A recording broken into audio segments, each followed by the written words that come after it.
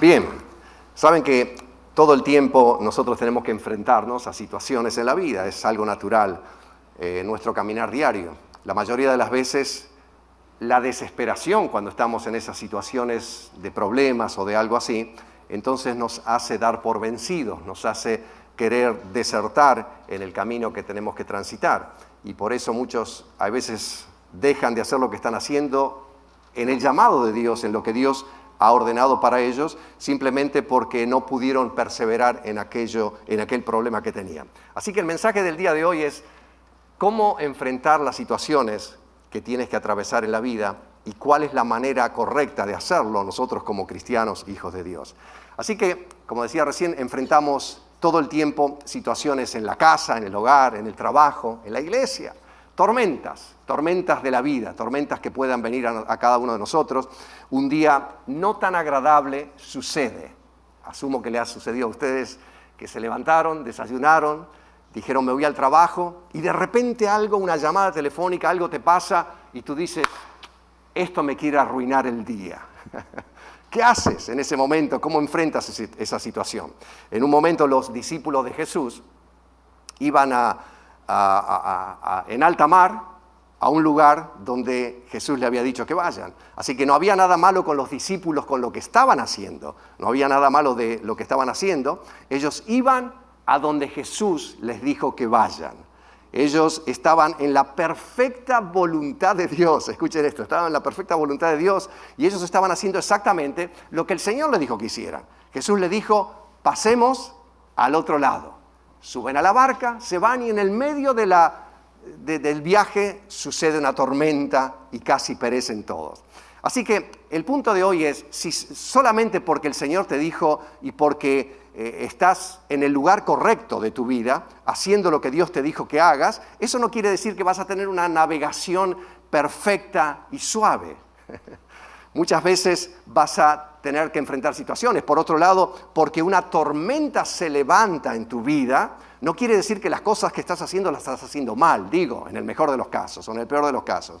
Y hoy les quiero hablar justamente de un arma secreta, algo que tenemos nosotros, que cada uno de nosotros tenemos y lo poseemos y lo podemos utilizar en esas situaciones. Y muchas veces lo ignoramos o ignoramos ese arma secreta a tal punto que creemos que no puede darnos un beneficio el utilizarlos. Y yo les voy a demostrar que sí lo podemos hacer y que podemos vencer muchas situaciones. En algunos casos nos puede hasta salvar la vida porque simplemente utilizamos. Hay una historia que el rey de Israel entró en batalla juntamente con Josafat, rey de Judá. Y luego Josafat tiene una de las victorias más renombradas de la historia, con su arma secreta, con el arma secreta que les voy a mencionar el día de hoy. Y justamente esta historia se encuentra en el segundo libro de Crónicas. Enseguida les voy a leer algunos versículos, pero quiero más o menos darle una idea de lo que estaba sucediendo. Josafat se entera de que lo están por atacar, vienen en contra de él y vienen ejércitos. O sea, no era nada que 1, 2, 3 amigos que se pusieron en contra, ¿no? Venían ejércitos a atacarlos, así que viene esta gran multitud y lo primero que se le ocurre a él, esta es una de las armas secretas, convoca al pueblo y les dice, vamos a ayunar para que Dios nos dé una salida a esta situación. Así que esa es la primera situación que él enfrenta y le dice a todos, vamos a pedirle a Dios que nos ayude a salir de este problema. Y Josafat ahora entonces está frente a todo el pueblo, al pueblo de Judá, en la asamblea de Judá y de Jerusalén. Y hay algo interesante que sucede. Josafat empieza a recordarle a Dios y a decirle a Dios unas cosas muy interesantes que engrandece el nombre de Dios. Levanta su nombre, lo exalta a él por las cosas que Dios ya había hecho y que ya había dicho y que había pasado en el pasado, vaya la redundancia. Y le empezó a decir a Dios cosas como, Señor Dios de nuestros antepasados, ¿no eres tú el Dios del cielo, el que gobierna todas las naciones? Ahora, Dios sabía ya que él era eso, pero él está levantando el nombre de Dios en alto y le está diciendo, te reconocemos que tú eres el Dios poderoso, que estás en los cielos y que intercedes por tus hijos, el que gobierna todas las naciones. Y otras de las cosas que él decía, es tal tu fuerza y tu poder que no hay quien pueda resistirte. Y comienza a engrandecer el nombre de Dios. Luego dice, ¿no fuiste tú, Dios nuestro, quien a los ojos de tu pueblo, Israel, expulsó los habitantes? Y la lista va avanzando, todas cosas que le está diciendo a Dios. Pero en un momento, cuando ya está por terminar la disertación, Josafat dice, ahora viene la petición, ahora cuando nos sobrevenga, dice él, una calamidad o un castigo por medio de la espada o la peste o el hambre, si nosotros nos congregamos ante ti, en este templo donde tú habitas y clamamos a ti en medio de nuestra aflicción, tú nos escucharás y nos salvarás. Y entonces, en ese momento donde todos están reunidos, comienzan a clamar a Dios por una salida. Claro, no era nada menos. 3 ejércitos se enfrentan para atacarlos y ellos eran hombres muertos, no sabían cómo salir. Así que en el 2 Crónica, capítulo 20, versículo 15, el profeta dijo a Jahaziel, escuchen habitantes de Judá y de Jerusalén, y escuche también su majestad, le está hablando al rey, así dice el Señor. Y el Señor le empieza a hablar ahora a través de este profeta y le dice, no tengan miedo, ni se acobarden cuando vean ese gran ejército que viene, porque la batalla no es de ustedes, sino es mía, dice Dios. Este es el punto en esta historia, en el punto de nuestra vida, mejor dicho. Cuando tú te entregas tu vida a Jesús, cuando aceptas a Jesús como tu personal Salvador, ahora es Él el que se encarga de manejar tu vida. Jesús ahora se presenta en tu vida y ya las batallas no son tuyas, sino que las batallas las enfrentas con Él en el camino que tienes que transitar. Él pelea por ti. Así que tal vez te encontraste en algún momento peleando batallas por ti mismo, solamente porque tú querías pelearlas y decir, esto lo puedo hacer solo, y no avanzas. El desafío del día de hoy hacia ustedes es, prueba involucrar o dejar que Dios pelee las batallas por ti. Y verás la diferencia en el camino. Y seguimos leyendo versículo 16. Le dice el profeta, mañana cuando ellos suban, está hablando del ejército, suban por la cuesta de Cis, ustedes saldrán contra ellos y los encontrarán junto al arroyo, frente al desierto de Jeruel, pero ustedes no tendrán que intervenir en esta batalla. Simplemente quédense quietos en sus puestos para que vean la salvación que el Señor les dará. Habitantes de Judá y de Jerusalén, no tengan miedo ni se acobarden. Salgan mañana contra ellos, porque yo el Señor, ¿qué dice? Estaré con ustedes. Y Josafat y todos los habitantes de Judá y de Jerusalén se postraron rostro en tierra. ¿Y qué hicieron entonces? Adoraron al Señor. Ahora, es algo que no tiene sentido. Estás por enfrentar a un enemigo y ahora el pueblo se inclina para adorarlo a Dios. ¿Qué sabían ellos que no sabemos nosotros? ¿Cómo puede ser que frente a una guerra y frente al enemigo ahora se postran para adorarlo a Dios? Y los levitas de los hijos de Coat y de Coré se pusieron de pie para alabar al Señor en voz en cuello. No, hay veces como, Señor, no, gritando y con toda la voz en cuello, diciendo como que vas a ver un partido de fútbol y vas a hinchar por tu equipo, así con la voz en cuello. A veces, ayer estaba en una conferencia y decían, cuando nosotros vamos a hinchar por un equipo en el deporte que nos gusta, salimos y gritamos de tal manera que nos quedamos difónicos. Y cuando venimos a la iglesia, apenas que cantamos y que levantamos nuestra voz. Así que vean lo que hace este hombre y dice con voz en cuello. Al día siguiente madrugaron y fueron al desierto de Tecoa. Mientras avanzaban, Josafat se detuvo y le dijo a los habitantes de Judá y de Jerusalén, escúchenme, confíen en el Señor y serán librados. Confíen en sus profetas y tendrán éxito. Después de consultar con el pueblo, Josafat designó a los que irían al frente del ejército para cantar al Señor, escuchen, y alabar el esplendor de su santidad. O sea, imaginen, nos ponemos en guerra aquí en Long Beach y nosotros mandamos a todos los cantantes adelante, que ellos se enfrenten contra el enemigo. Eso es lo que hace Josafat. Así que los junta a todos los cantantes, los músicos, vayan, ustedes adelante. O sea, si los liquidan, que los liquiden a ustedes primero, en otras palabras. Y entonces se van ellos adelante, dice, que irían al frente del ejército para cantarle al Señor.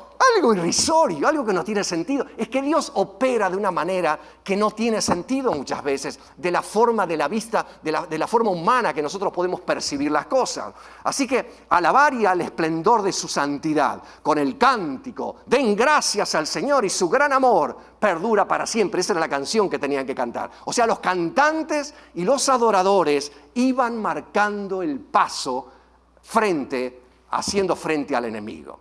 Y entonces vean lo que sucede en el versículo 22. Tan pronto, escuchen esto, tan pronto, digan conmigo, tan pronto, como empezaron a entonar este cántico de alabanza al Señor, le puso emboscadas contra los amonitas, los moabitas y los del monte de Seir, que habían venido contra Judá. ¿Y qué sucedió? Los derrotó. Solamente cantando y adorándole a Dios. Yo no sé si alguna vez te ha sucedido que estás en el peor momento de tu vida, pasando la situación que estés atravesando, lo que menos se te ocurre es adorarlo a Dios, ¿o no? ¿O ustedes son todos tan santificados y son tan cristianos que de repente lo primero que hacen cuando se martillan el dedo con un martillo, lo primero que dicen, ¡aleluya, gloria a Dios! Seguro que no hacen eso. Entonces, cuando estás en problema, ¿qué haces? ¿Cómo lo enfrentas a la situación? ¿Qué le dices a Dios? En ese momento es donde más tienes que actuar. No tienes que estar simplemente viendo qué puedes hacer. No, actúa a la defensiva, preséntate delante de Dios y adóralo a Él. Eso es lo que hicieron justamente ellos frente al enemigo. Seguramente no tienes un ejército frente tuyo. Seguramente tienes una situación. Pero aún la situación que fuere, entonces tienes que hacer justamente lo primordial, que es alabarlo. Eso se llama sacrificio de alabanza, porque estás haciendo algo que no lo quieres hacer. Lo que menos se te ocurre es, Señor, te adoro por este problema que estoy pasando. No lo vas a hacer. Pero ¿qué tienes que hacer? Hay un secreto cuando levantas el nombre de Dios en alto. El sacrificio de alabanza o adoración se le ofrecemos a Dios independientemente de la circunstancia que estamos atravesando, independientemente de lo que sentimos. Cuando yo sienta, cuando me nazca voy a adorar a Dios. No te van a hacer, esto no es un embarazo. No te van a hacer nunca. Tienes que hacerlo porque Dios merece la alabanza de su pueblo. Y tienes que levantar el nombre de Dios en alto en el momento que estás pasando. Muchos cristianos, nosotros cuando estamos enfrentando justamente alguna situación crítica o desesperada, la alabanza nos abre el camino para que Dios venga a favor nuestro y nos libre. Y es lo que estaba diciendo recién, muchos cristianos en situaciones necesitadas, hoy que están atravesando situaciones, necesitan una intervención sobrenatural, algo sobrenatural de parte de Dios para que intervenga en la parte de ellos, Dios en sus vidas, en sus familias, en sus ministerios. Y la alabanza es como la llave maestra. Recién se trabó una puerta aquí en el baño y entonces estaba ahí con Roberto queriendo abrir y no tenía una llave maestra, pero encontré algo para abrir esa puerta y se abrió. Entonces cuando tienes la llave maestra puedes hacer, y esta es nuestra arma secreta. Entonces cuando tienes que abrir una puerta de parte de Dios, tienes que hacer lo que tienes que hacer para que ellos alcancen el poder milagroso de Dios para liberar sus vidas. Vean el Salmo 50, versículo 23, dice, el que sacrifica alabanza, me honrará, dice Dios.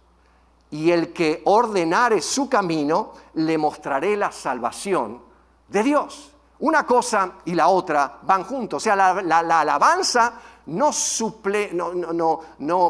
reemplaza, mejor dicho, el orden de tu vida. No es que tú puedes decir, bueno, yo vivo una vida desordenada, hago lo que quiero, hago lo que se me antoja, pero lo adoro y lo alabo. No, en la alabanza, con el orden en tu vida, que vivas una vida ordenada ante Él. Y entonces cuando vives de esa manera, Dios obra de una manera sobrenatural. Si reconoces que existen cadenas espirituales, momentos difíciles, momentos que no sabes qué hacer, que cuando tienes que enfrentar aquellas situaciones que estás pasando en tu vida, en tu familia, negocios, ministerio, lo que sea, entra en batalla alabándolo a Dios. Entra en la situación adorándolo a Él, levantando tus manos, levantando tu voz y diciéndole a Él, como hizo Josafat en ese momento, reconociendo la grandeza de Dios, de lo que Él dijo que haría, sus promesas. ¿Recuerdan cuando Jesús después de 40 días de ayuno, ¿quién se presenta en la escena? El mismo diablo. ¿Qué hizo Jesús? Escrito está, escrito está, escrito está. Claro que sí, si no tienes palabras, si no has memorizado versículos, si no tienes nada de parte de Dios en tu reserva espiritual, no sabes qué decir frente a esas situaciones. Por eso debes estar preparado en todas las áreas. Un día un nativo americano de una aldea del campo llegó a visitar a un amigo en la ciudad de New York. Aquellos que alguna vez hayan ido a New York saben el ruido, la bulla que hay en las calles, en las avenidas. Todo el mundo anda con su claxon, tocando bocina. Dicen que es un lugar multicultural, así que imagínense, viene de todo el mundo a vivir ahí y se enfrentan de esa manera al transitar diario. Entonces hay una bulla increíble que casi no se puede hablar a veces con la gente que va alrededor. Y mientras estos dos amigos, el nativo americano y el amigo que vivía en New York, iban caminando por una de las avenidas principales, el nativo americano levanta la mano y le dice, ¿escuchaste eso? Y el otro dice, ¿escuché qué? Hay un grillo que está cantando. Él levanta la voz un poco más fuerte para que el otro lo pueda escuchar por el ruido de los automóviles, del tráfico, que casi no se pueden entender entre ellos. Y él dice, un grillo. Dice, no puede ser. ¿Cómo escuchás un grillo? No lo escucho en medio de este ruido del tráfico que hay. Así que camina, avanza unos pasos más, se agacha el nativo americano en una esquina y encuentra el grillo. Lo levanta, se lo muestra y dice, aquí está. ¿Lo has visto? Y el otro se queda sorprendido y dice, ¿cómo puede ser en todo este ruido que escuche ese pequeño grillo? Y entonces le dice, ven conmigo. Van caminando y van llegando hasta la esquina donde está el semáforo y está un grupo de gente congregadas para cruzar la avenida. Vieron que se esperan ahí hasta que apriete el botón y se ponga la luz en verde. Así que hay un grupo de personas congregadas en ese lugar. Él se pone detrás de toda esa gente, lo mira a su amigo, mete la mano en el bolsillo y saca un puñado de monedas que tenía y las deja caer en el suelo. Cuando las monedas caen y tocan el suelo, todos los que están congregados se dan vuelta y miran qué es lo que había pasado en ese momento. Y entonces él se sonríe y le dice a su amigo, la mayoría en ese momento, el hombre se ve y le dice a su amigo, tú oyes lo que estás entrenado a escuchar. Cuando nosotros no escuchamos la voz de Dios, no quiere decir que Dios no habla, es que tal vez no hemos entrenado nuestro oído para escucharlo cuando Él nos habla. Estamos tan ocupados en nuestras cosas que lo que menos hacemos es permitir que Dios nos hable y nos diga las cosas que debemos hacer. Dios podía estar delante de muchos de nosotros, gritarnos y nosotros no poder entender lo que Dios nos quiere decir porque no reconocemos su voz. Eso es entrenar el oído. Señor, quiero que me hables. Quiero dedicar mi tiempo para que tú me puedas hablar a mi corazón, decirme las cosas que tengo que hacer, entrenar el oído. Si tú estás yendo en pos de tu destino, necesitas la seguridad que Dios te está hablando a cada momento. Adorar a Dios significa sencillamente mantener una postura, una mentalidad en la que le atribuyes intencionalmente a Dios, porque le dices que lo vas a valorar por sobre todas las cosas. Adorar a Dios es no solo lo mejor que puedes hacer, sino es también lo mejor, las mejores inversiones estratégicas que puedes hacer y llevar a cabo. Al reconocer el valor, la preeminencia, lo que Dios puede hacer en cada una de nuestras vidas, le das una mayor oportunidad de tener comunión con el Padre a través de su Hijo Jesucristo y como resultado, oírlo a Él directamente. Eso es lo importante. En nuestras iglesias muchas veces, yo he estado de muy pequeño, mis padres pastores, los padres de Graciela también, así que conocemos mucho de iglesia, de lo que sucede y cómo se hacen los servicios. Y en nuestros momentos personales muchas veces de adoración a Dios, tenemos que tener cuidado de no llegar a ser tan mecánicos, tan perfeccionistas, tan aplicados de todo lo que sabemos, sea que ahora va a comenzar, sé que van a cantar, sé que va a predicar, se va a levantar la ofrenda, los diezmos, luego va a haber una canción, y lo hacemos tan mecánico todo que no le permitimos al Espíritu Santo que nos hable. Listo, terminé, pam, pam, me voy a la casa. Y cuando el Espíritu Santo quiere hablarnos, ¿vieron esos servicios que tenemos que a veces estamos adorándolo a Dios y de repente cae una unción sobrenatural y Dios empieza a hablar y Dios te habla al corazón y Dios llega porque estás adorándolo y te conectaste justamente con el centro de la esencia de Dios. Y al reconocer justamente esto, tenemos que tener cuidado de no opacar tanto el tiempo que no dejemos espacio para que sople un viento fresco del Espíritu Santo y que nos guíe, nos dirija en nuestra experiencia personal con Él. La función del Espíritu Santo es comunicarse con el pueblo de Dios. Esa fue la misión cuando Jesús se fue, que dijo, les dejo el Espíritu Santo para que esté con ustedes todos los días. Es nuestro consolador, es por eso que Él tiene que estar. Y le debemos dar y permitir lugar para que el Espíritu Santo trabaje. La adoración es uno de los contextos en lo que el Espíritu Santo opera y obra en nuestras vidas. Piensen en la adoración, algo así como una antena, ¿no? Ya no se utilizan mucho las antenas, pero la adoración te permite sintonizar con la frecuencia del cielo. Eso es más o menos lo que es la adoración. Actualmente la mayoría de las personas ya no utilizan esas antenas y no me miren que no soy tan viejo, pero alguna vez han visto esas antenas que estaban en el techo de la casa y que tenías que moverla.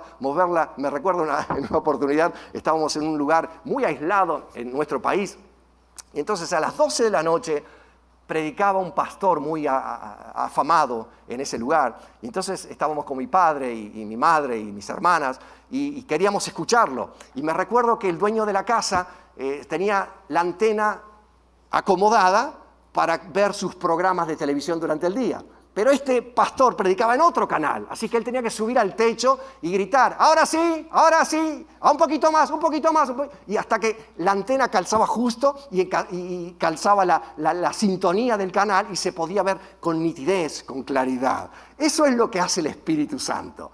Se conecta con la sintonía del cielo. Y cuando no estás acomodado, entonces, claro, no va a venir tu esposa, móvete un poquito, móvete porque el Espíritu Santo... No, es algo que el Espíritu Santo te conecta con Él. Y esa sintonía viene de parte del cielo y te empieza a hablar de una manera que nunca lo experimentaste. Yo a veces termino un mensaje de predicar y viene alguien y me dice, eso que dijo era exactamente lo que tenía que escuchar. Y yo me pongo a pensar, digo, ¿cuándo dije eso? Nunca lo dije en el mensaje. ¿Qué pasó?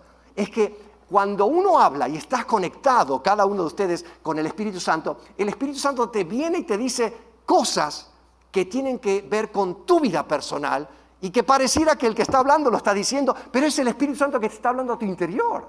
Y no tiene nada que ver con lo que se está haciendo. Justamente la adoración, tú ajustas la antena espiritual de modo que puedas recibir la señal del Espíritu Santo con claridad.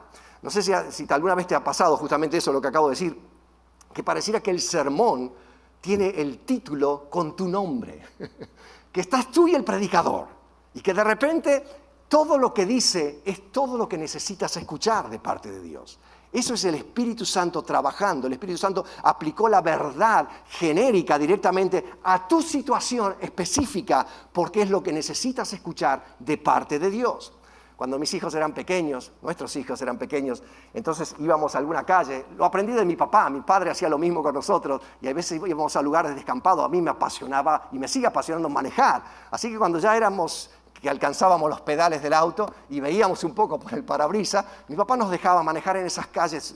Teníamos una iglesia un poco retirada de la ciudad y era un lugar donde no había tránsito, no había automóviles, entonces nos dejaba. Primeramente nos hacía manejar en sus regazos, luego nos permitía que podamos hacer. Y yo cuando nuestros hijos eran pequeños, íbamos a una calle que no era tan transitada y les dejaba manejar el auto.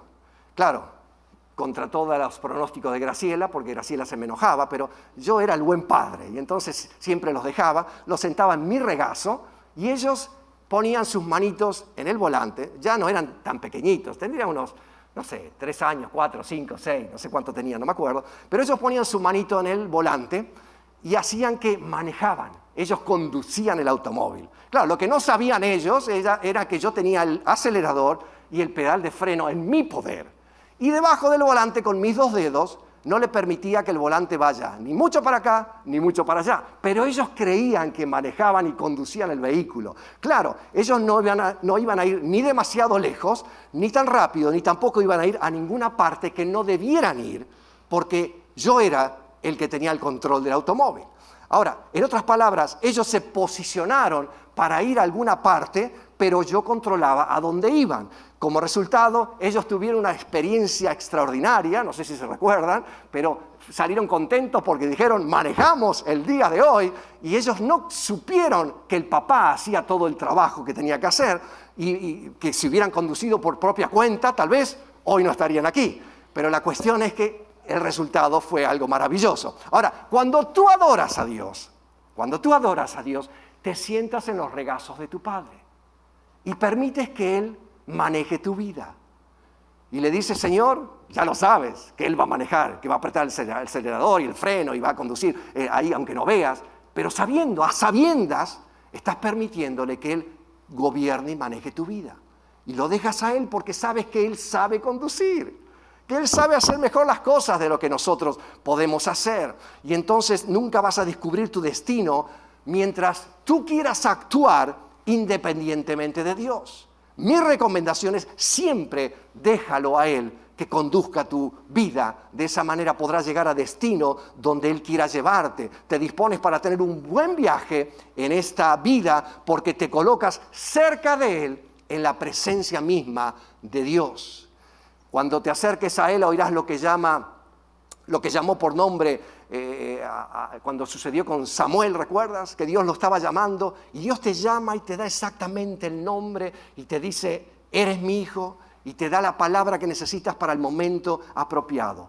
Porque Dios tiene un llamamiento específico para tu vida, un destino con tu nombre puesto en Él. Yo no sé lo que es, no puedo decírtelo, porque no tengo claridad de cuál es tu destino, pero sí lo único que te puedo decir es que lo que te puedo indicar es que vayas a Dios, que lo adores en ese momento donde no sabes qué hacer, que busques su presencia, pero sí sé que tu destino siempre facilitará tu pasión, tu visión, tus dones, tus experiencias, tus oportunidades, y Dios hará que todo eso se manifieste de una manera sobrenatural. Encenderás un fuego en ti cuando lo oigas, cuando lo veas, cuando lo puedas hacer, porque eso es lo que Dios ha depositado en ti. Y lo harás a pesar de que a veces tal vez tengas que hacer un trabajo y no te lo paguen, pero la pasión tuya es tan fuerte por eso, que tú dices, lo voy a hacer a pesar de eso,